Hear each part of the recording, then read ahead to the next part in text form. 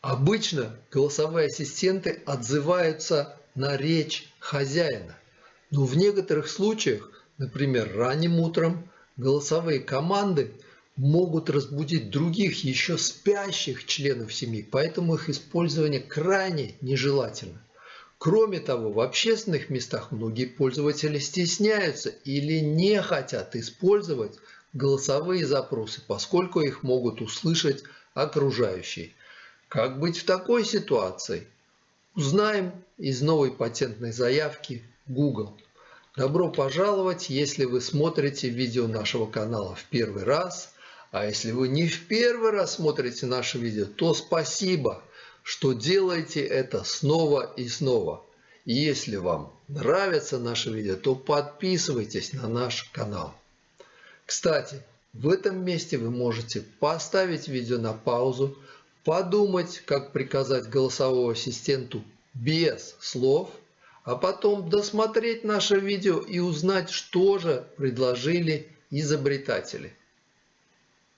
Итак, изобретатели предложили связать повторяющиеся запросы с камерой телефона.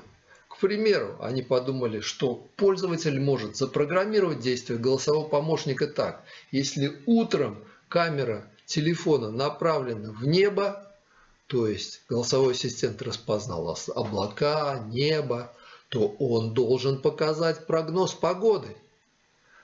Такой подход они назвали Image Shortcut, что означает короткий путь через картинку.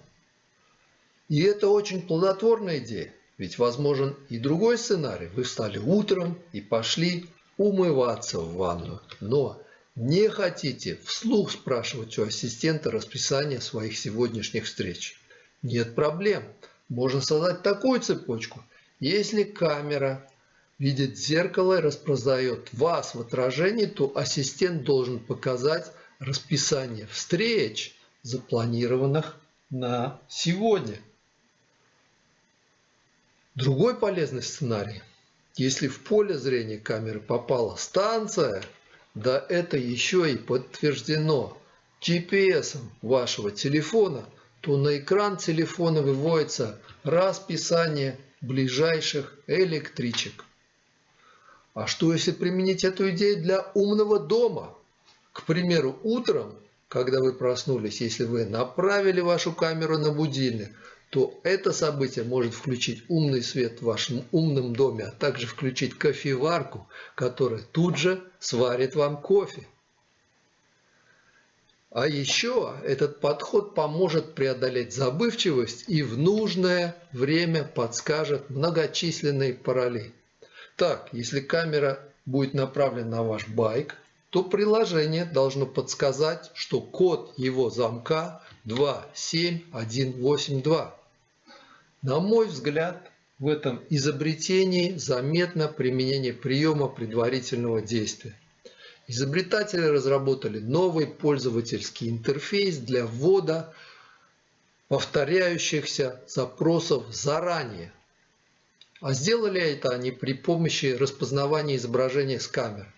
А если вы заметили другие изобретательские приемы, то пишите прямо под этим видео.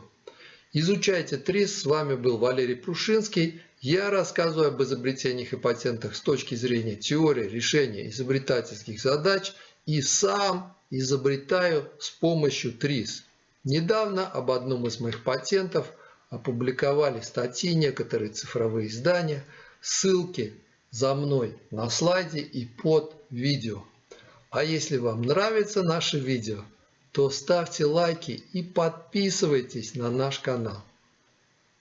Bye!